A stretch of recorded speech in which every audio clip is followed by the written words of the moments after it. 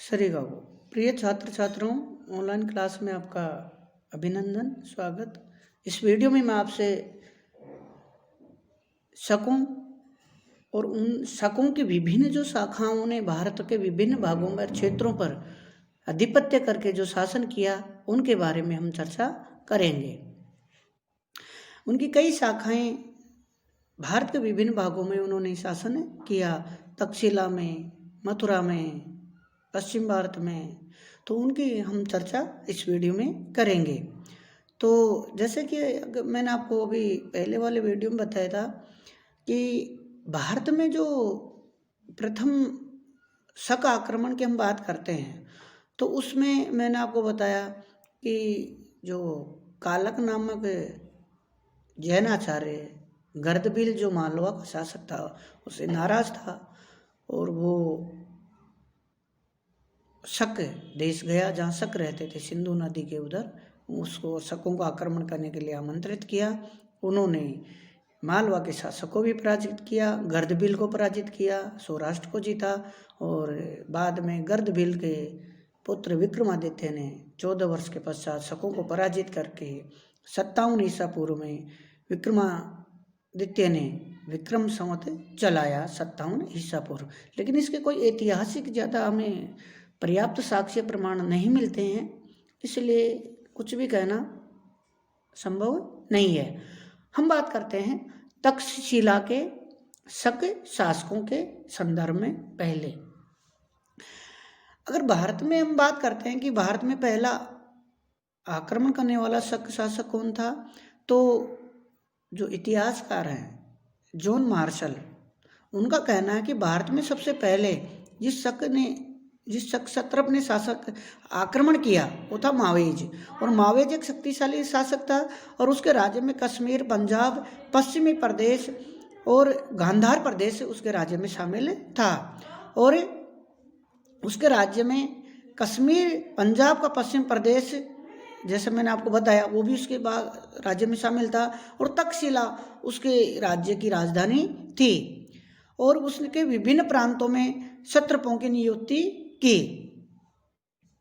कुछ विद्वान मावेज को पहलव जाति का मानते हैं, परंतु अधिकांश विद्वान उसे शक जाति का ही मानते हैं। तक्षशिला से प्राप्त एक ताम्रपत्र पर मोग नामक शासक का उल्लेख है, जिसे मेहरम, महाराज और महंत, महान कहा गया है। इस लेख पर 78 तिथि अंकित है। इसका संवत किस संवत है इसके बारे में हमें कोई जानकारी नहीं मिलती। विद्वानों ने इस तिथि के विषय मतभेद है। कुछ विद्वान इस विक्रम संवत की तिथि मानते हैं और इसके हिसाब से मावेज की तिथि 20 ईसा पूर्व में ठहरते हैं। अगर हम बात करते हैं उसको विक्रम संवत की मानते हैं तो इस संबंध में अल्टेकर महोदय का जो विचार है वो ये है कि मावेज प्रारंभ में पहलव आधिपत्य मानता था, परंतु तक्षशिला ताम्रपत्र लेख के जाने के समय वह निश्चय ही पूर्ण रूप से स्वतंत्र शासक था। यानी जो ये लेख लिखा गया अभिलेख, जब तक वो पूर्ण स्वतंत्र हो चुका था। उसके प्रारंभिक सिक्के पार्थियन सिक्कों की नकल है। उसके राज्य में पंजाब, गांधार प्रदेश और कश्मीर का कुछ हिस्सा शामिल था। पंजाब से प्राप्त यूनानी प्रकार की मुद्राओं पर खरोष्टी लिपि में जो लेख मिलते हैं उससे इसके अलावा रजती, रजस, महतस, मोहस, महाराजा धीराज, महान, मोगस अंकित है। तो इससे का जो समीकरण है वो मावेज से ही किया जाता है। उसकी उपाधियों को देखते हुए एक शक्तिशाली शासक प्रतीत होता है। मावेज के पश्चात एजेज तक्षशिला का शक शासक बना। उसके सिक्कों की पड़ताल से विद्वान इतिहासकार इस नाम के 2 शासकों का अस्तित्व मानते हैं, एजेज प्रथम और एजेज द्वितीय। इसके बीच में एक और शक शासक हुआ, एजिलिसेज। एजेज प्रथम ये ने यूनानी शासक हिप्पोस्ट्रेटस की यूनानी मुद्राओं पर अपना नाम अंकित कर पुनः प्रचलित करवाया। अतः यह संभव लगता है कि उसने यूनानियों के पूर्वी पंजाब पर अधिकार कर लिया था। एजिलिजेज कि मुद्राओं से लगता है कि वह पहले एजेज प्रथम के ही अधीन रहा था। मार्शल भी इसी मत के हैं। उनका मानना है कि खुदाई के विभिन्न स्तरों से पता चलता है कि एजेज प्रथम पहले हुआ, फिर एजिलिजेज हुआ, फिर एजेज द्वितीय शासक बना। मुद्रा साक्ष्यों से प्रतीत होता है कि तक्षशिला के शक वंश का अंत एजेज द्वितीय के साथ ही हो गया, क्योंकि 43-44 ईस्वी में तक्षशिला पर फ्राइटीज नामक राजा शासन कर रहा था और उसके बाद गोंडोफर्निज ने तक्षशिला पर अधिकार कर लिया। इस प्रकार मावेज ने एजेज द्वितीय तक के राजाओं को अनुमानित ईसा पूर्व 20 से 43-44 ईस्वी तक शासन किया हुआ माना जाता है। यानी 20 ईसा पूर्व से 43-44 ईस्वी प्रथम सदी तक। सत्रप वंश। तक्षशिला के शक शासकों का एक महत्वपूर्ण योगदान यह था कि उन्होंने भारतीय शासन व्यवस्था में जो उनकी जो देन थी महत्वपूर्ण, वो ये थी कि उन्होंने भारतीय शासन व्यवस्था में सत्रप शासन पद्धति का विकास किया और उसको प्रचलित किया। इन्होंने विभिन्न प्रदेशों में जैसे कपिसा, पुरुषपुर, अभिसार, साकल, मथुरा आदि में अपने सत्रप अर्थात गवर्नर, प्रांताधिपति भी जिनको कहा जाता था, उनकी नियुक्ति किए। सत्रप अपने उत्तराधिकारियों के काल में सत्रप वंश के नाम से जाने लगे और स्वतंत्र होने के बाद भी वे स्वयं को सत्रप या महासत्रप ही कहलाना पसंद करते थे। सत्रप शब्द का जो अर्थ होता है क्षत्रप, उसका अर्थ होता है प्रांताधिपति अर्थात गवर्नर। यह संस्कृत भाषा का मूल शब्द नहीं है। प्राचीन संस्कृत साहित्य में इस शब्द का उल्लेख नहीं मिलता। ईरानी भाषा में छत्र शब्द का प्रयोग मिलता है जिसका अर्थ होता है राष्ट्र। आखिमेनीय अभिलेखों में छत्र पावन शब्द का उल्लेख मिलता है जिसका अर्थ है प्रांताधिपति और अतः सत्रप शब्द छत्र पावन का ही रूपांतरण जान पड़ता है। ईरानी शासकों के परिणाम स्वरूप शक और कुषाण शासकों ने भारत में नियुक्त अपने प्रांताधिपतियों को ही सत्रप की उपाधि प्रदान की और बाद में लोकप्रिय हो गई। पंजाब, मथुरा एवं आसपास के क्षेत्रों में शासन कर रहे शक प्रांताधिपतियों को उत्तरी क्षत्रप कहा जाने लगा तथा महाराष्ट्र, गुजरात, सौराष्ट्र और मालवा के शासक कर रहे एक शक प्रांताधिपतियों को पश्चिमी क्षत्रप के नाम से संबोधित किया जाने लगा। द्वितीय शताब्दी के प्रारंभ में स्वतंत्र होने के बाद स्वतंत्र होने वाले जो शक शासक थे वो भी सत्रप, उन्होंने भी उपाधि का त्याग नहीं किया। यानी द्वितीय शताब्दी ईस्वी में जिन शकों ने अपने आप को स्वतंत्र कर लिया, जो स्वतंत्र हो गए, उन्होंने भी सत्रप जो उपाधि थी उसका त्याग नहीं किया बल्कि वो उसको प्रयोग करते रहे।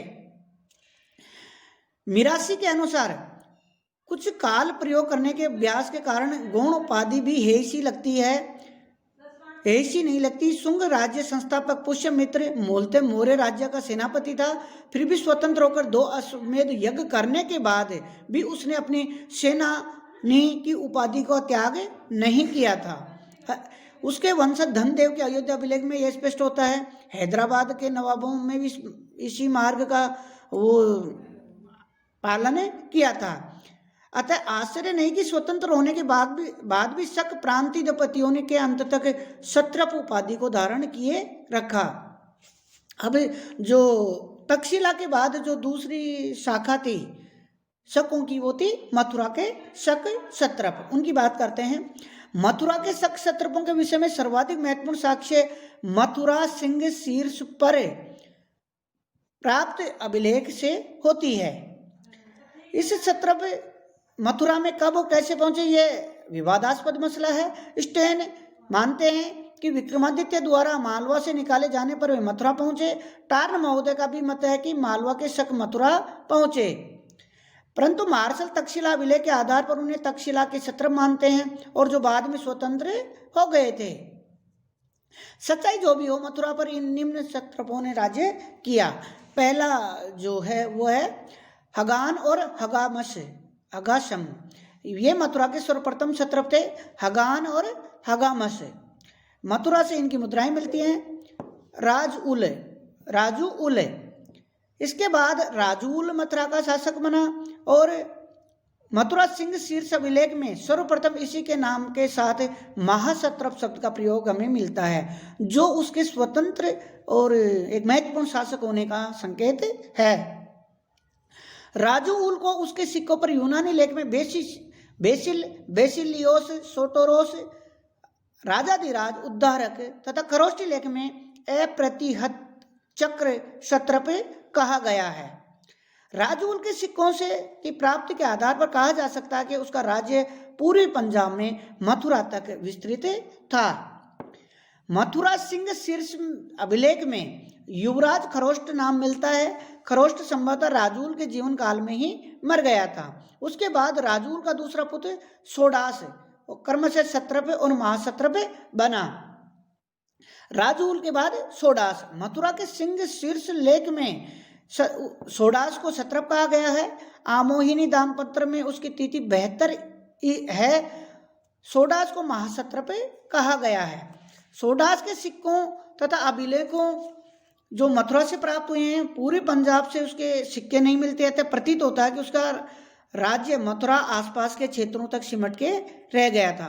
राजूल और सोडास के लेखों में उनकी किसी अधिपति का उल्लेख हमें प्राप्त नहीं होता है, इसलिए ऐसा जान पड़ता है कि वो स्वतंत्र शासक के रूप में राज्य कर रहे थे।